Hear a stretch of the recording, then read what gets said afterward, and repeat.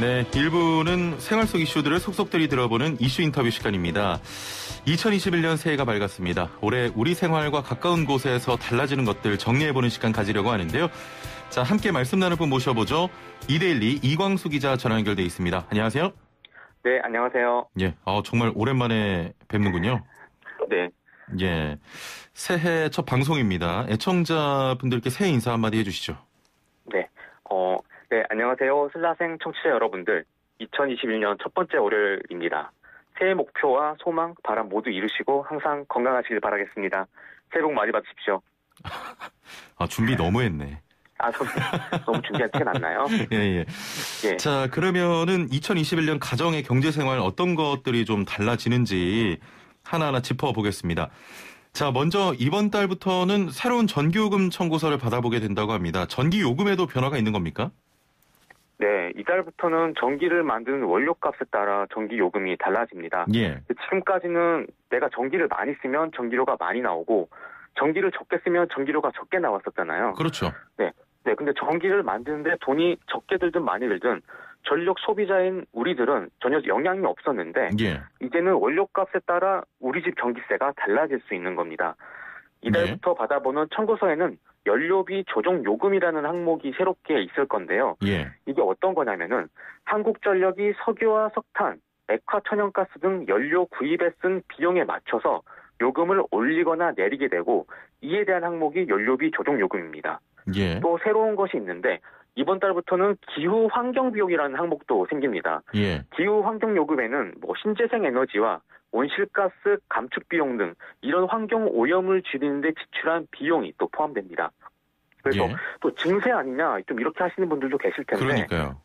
아직까지는 아닙니다. 그래서 사실 지금까지도 전기요금에 일괄적으로 이 기후 환경 요금이 포함됐었다고 해요. 이를 분리해서 알려주겠다는 겁니다. 지금 말씀만 들어서는 잘은 모르겠는데 요금으로 계산하면 대략 얼마 정도가 바뀌는 겁니까? 네, 산업통상자원부 자료를 보면은 작년에 4인 가구 평균 한 달 전기 요금이 55,080원이었다고 하는데요. 이렇게 새롭게 바뀐 그 전기 요금 체계를 반영을 하면은 올해 1분기는 작년 평균치보다 1,050원 가량, 2분기에는 최대 1,750원 정도를 덜 내게 될 것으로 전망이 됩니다. 덜 낸다고요? 네, 덜 냅니다. 그래서 당장은 전기요금이 내려갈 것으로 보이는데 지금은 저유가가 지금 지속되고 있어서 한국전력이 전기를 생산하는 데 필요한 연료를 사들일 비용이 상대적으로 낮기 때문입니다. 그래서 당장은 이런데 유가가 이제 계속 하락하지는 않겠죠. 그래서 원유가 이제 수요와 공급에 따라서 가격 사이클이 있는 자산이니까 유가가 오르게 되면 또 자연스럽게 나중에는 전기요금이 오를 수 있는 가능성이 있습니다. 또 여기에 7월부터는 하반기부터죠. 주택용 필수 사용 보장공제라는 제도가 있는데 이 제도가 단계적으로 사라집니다. 이게 어떤 거냐면은 한 달에 200kWh 이하로 전기를 사용하는 가구, 그러니까 전기를 좀 일정 기준 이하로 쓰는 가게들은 일반 주택의 경우에는 4,000원, 아파트의 경우는 2,500원씩을 공제해주는 제도였는데 이게 전기를 좀 아껴 쓰라 좀 이런 제도였는데 이게 1, 2인 가구 위주로 좀 혜택이 돌아가면서 좀 제도 취지가 제대로 발휘되지 않는다. 좀 이런 지적을 받아왔는데 이번 하반기부터는 이 제도가 없어집니다. 그래서 이 혜택을 받았던 분들은 좀 당장 올해 하반기부터는 사실상 전기료가 좀 오르게 되는 좀 그런 효과가 발생을 합니다. 그래서 이번 전기요금 제도 개편을 두고 좀 국민 부담이 늘어나는 거 아니냐. 좀 이런 불만도 많으실 텐데요. 사실 한국전력이 작년에는 흑자였는데 워낙 유가가 낮아서였고 만성 적자에 시달렸던 곳이잖아요. 한국전력이. 그렇습니다. 그래서 또 공기업이 적자가 나면은 또 정부가 보전해 주지만 결국 정부의 돈은 또 우리의 세금이니까 차라리 좀 전기를 생산하면 적자가 날 수 있는 지금의 구조를 좀 바꿔서 좀 한국전력 스스로 좀 이렇게 독자 생존할 수 있는 그런 구조를 만드는 것에도 의미가 있다고 좀 볼 수 있습니다. 알겠습니다. 자, 먼저 전기료 알아봤고 아이들 교육이나 보육과 관련된 분야에서도 다양한 변화가 있는데요. 올해부터는 초, 중, 고등학교 모든 학생이 무상교육을 받게 된다고요? 네네. 올해부터는 고등학교 1학년도 무상교육 대상에 포함돼서 초중고교 학생이 전부 무상교육을 받게 됩니다. 원래는 초, 중교 학생은 무상교육 대상이었고 고등학교 대상은 작년까지는 2, 3학년만 대상이 됐었는데요. 예. 올해부터는 1학년까지 포함돼서 고등학생 124만 명이 모두 무상교육을 받게 됐습니다. 올해부터 고등학교 1학년 학생의 경우에는 1인당 입학금과 수업료, 학교 운영지원비, 교과서비 등 연간 약 160만 원을 지원받게 됩니다. 자, 유치원이나 어린이집에 다니는 자녀를 둔 가정에서 좀 참고할 만한 내용이 있겠습니까? 네네. 유아학비도 좀 줄어듭니다. 예. 누리과정 지원 단가가 국공립 유치원 기준 한 달에 8만 원, 사립 유치원과 어린이집 기준으로는 한 달 26만 원으로 작년보다 각각 2만 원씩 오릅니다. 예예. 유치원은 유아교육법에서 정한 원비 인상률 상한 범위 내에서 내년 유치원 원비를 결정하는데 이 학부모들은 유치원 원비 중에서 정부 지원금을 제외한 나머지 금액만 유치원에 내면 됩니다. 알겠습니다. 자, 이번에는 금융 분야와 관련해서 몇 가지 살펴보죠. 가계 경제와 가장 크게 직결되는 변화 어떤 게 있겠습니까? 네, 신용등급 평가 기준이 좀 달라집니다. 그래서 신용등급이 대출을 앞두고 자신의 신용등급이 몇 등급인지 따져보고 좀 관리하시는 분들 많았을 텐데요. 그렇죠. 네, 올해부터는 이 신용등급 제도가 없어지고 신용점수제가 도입됩니다. 예. 기존에는 1에서 10단계 등급으로 10등급으로 이제 분류되는 신용등급이었는데 예. 올해부터는 1점부터 1000점 만점의 신용점수제가 도입됩니다. 예. 그 신용 기준이 등급이 아닌 점수제로 바뀌게 되면 우리 생활에서는 구체적으로 어떤 점이 좀 달라집니까? 네. 그동안 신용 등급제를 두고 좀 획일적으로 대출이 거절돼서 문제라는 지적이 많았었는데 예.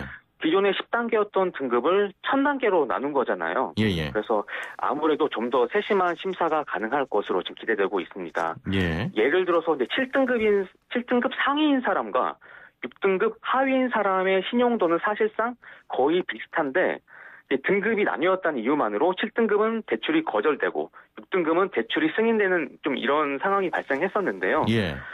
이제 신용 점수제로 바뀌면은 이런 사례가 줄어들 것으로 보인다. 좀 이렇게 분석하고 있습니다. 그래서 정부는 이제 신용 점수제가 도입되면은 금융 소비자 약 250만 명이 연간 1%포인트 수준의 금리 절감 혜택을 좀 받을 수 있다. 좀 이렇게도 전망하고 있습니다. 예.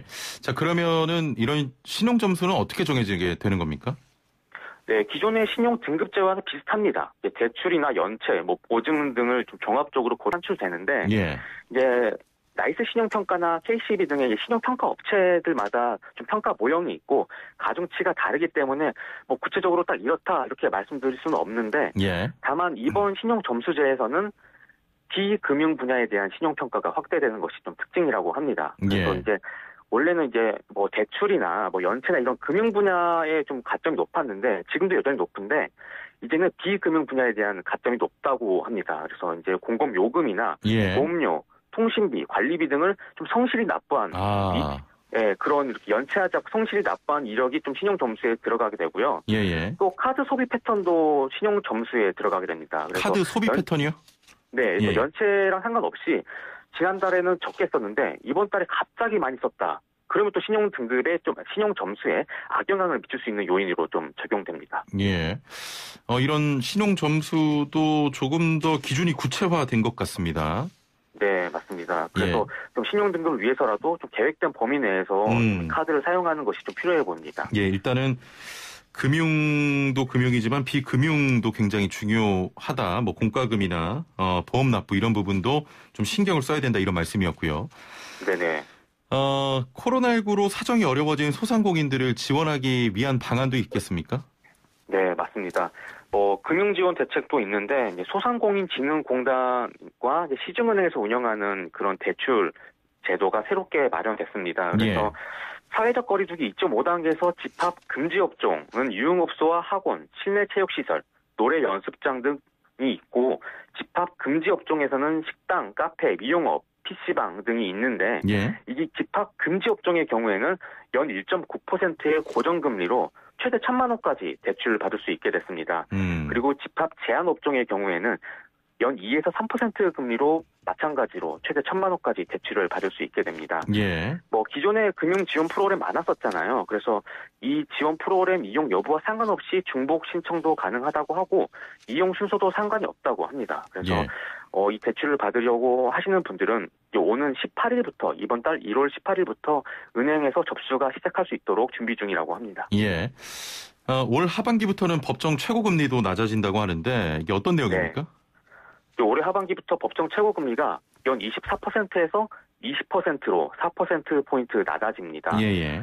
서민들의 대출이자 부담을 경감하기 위한 조치인데 20% 초과 금리를 이용하고 있는 208만 명의 이자 부담이 매년 4,830억 원 정도 줄어들 것으로 이제 분석이 됩니다. 예. 또 다만 또 기대와 달리 이제 금융사들은 조달 비용을 고려하지 않겠습니까? 그래서 이렇게 좀 최고 금리가 낮아지게 되면은 저신용자에 대한 대출 심사가 지금보다 까다로워져서 이분들이 대출을 받지 못하게 되고 결국 제도권 금융을 벗어나서 불법 사금융을 찾게 된다든지 한 가능성도 지금 제기되고 있는데 정부는 좀 이것을 좀 해결하기 위해서 좀 상반기에 보완 대책을 내놓겠다고 지금 밝혔습니다. 예. 자, 그 주식 이야기 좀 나눠보겠습니다. 지난해 주식 시장이 대단하다고 할 정도로 급격한 변화를 겪었는데 네네. 올해도 이 상황이 이어질까요? 이게 사실 가장 제일 어려운 질문인데요. 예. 이게 답이 없기 때문인데요. 사실 지금 국내 증시뿐만이 아니라 뉴욕 증시도 지금 최고점을 경신하고 있는 상황이잖아요. 그래서 삼성전자 10만 원 간다, 코스피 3,000, 코스닥 1,000을 예견하는 전문가들이 여전히 지금 절대 다수인 상황이긴 합니다. 그리고 또 현재로서는 시장 분위기가 꺾일 요인이 전혀 없다. 좀 이렇게 전문가들은 얘기를 하고 있거든요. 예. 그리고 또 증시에는 계절적으로 1월 효과라는 말이 있는데 특별한 호재가 없어도 일단 1월은 좀 기대감이 있잖아요. 사실 이렇게 우리가 생활하는 거에 있어서나 이런 태도에 있어서도 좀 1월은 기대감이 있는데 그런 기대감이 반영이 돼서 1월에 주가가 아무 이유 없이 좀 오르는 경향이 있어요. 그래서 이번 달에도 좀 오르지 않겠냐 하는 그런 기대감이 여전히 있는 상황입니다. 그래서 지금 HTS를 보고 있는데 지금도 주가 코스피가 좀 오르고 있거든요. 그래서 지금 상승세가 전혀 꺾이지 않았다고 좀 볼 수는 있는데 또 반면 또 이런 얘기도 있어요. 지금 작년 마지막 거래일에 또 사상 최고점을 찍었잖아요. 그래서 언제든지 좀 조정이 올 수 있다. 이런 전문가들의 분석도 이제 목소리를 지금 얻고 있는 상황이기 때문에 아직까지 한 번도 좀 가보지 않은 지수 레벨에 올라와 있는 상황이기 때문에 좀 그 누구도 확신을 갖고 얘기할 수는 없는 상황이고 좀 기존에 투자를 했던 분들이라고 하면은 좀 그대로 포지션을 유지하는 게 좋겠지만 앞으로 신규 매수에는 좀 저평가된 종목 위주로 접근해야 된다. 이런 게 전문가들의 종합적인 그런 의견입니다. 예. 코스피 3,000은 넘겠습니까?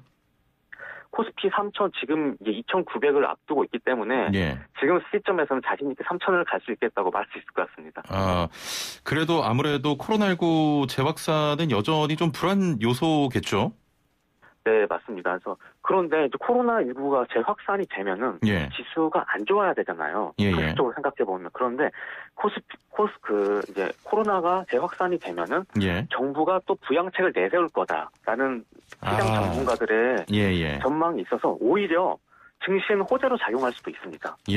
그래서 이제 반대로 말하자고 하면은 백신 같은 게 이제 지금 이제 도입이 되고 있잖아요. 그래서 정말 백신이 도입돼서 좀 코로나19가 진정세를 보이면은 정부가 이제 돈을 풀지 않을 것이다라는 전망 때문에 오히려 지수가 하락할 수 있다. 이런 분석도 나오고 있습니다. 알겠습니다. 자, 주식 투자를 계획 중인 분들 또는 이미 하고 있는 개인 투자자들이 참고할 만한 변화가 있을까요? 네, 또 단기 매매하시는 분들도 많은데요. 샀다 팔았다를 하루 여러 번 하시는 분들 많죠. 그런데 이제 이 주식 거래세가 올해부터 좀 줄어듭니다. 그래서 코스피는 0.1%에서 0.08%로, 코스닥은 0.25%에서 0.23%로 인하가 됩니다. 이 세율은 2022년까지 이제 적용이 되고요.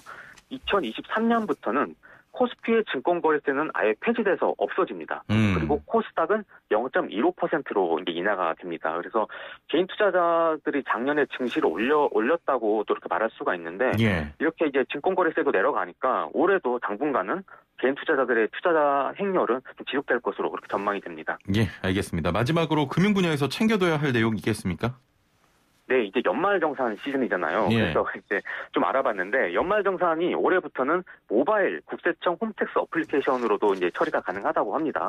예. 그리고 또 공인인증서 되게 불편해서 다들 불만 많았는데 올해 연말정산부터는 사설 인증서도 가능하다고 합니다. 예. 카카오 인증서나 페이코, 삼성택스를 이용해서 또 이렇게 홈택스에 접속이 가능해서 공인인증서를 처리하지 않고도 좀 이용이 가능하다고 하니 알아두시면 좋을 것 같습니다. 예, 알겠습니다. 오늘 말씀은 여기까지 듣겠습니다. 감사합니다. 네, 감사합니다. 네, 지금까지 이데일리 이광수 기자와 함께했습니다.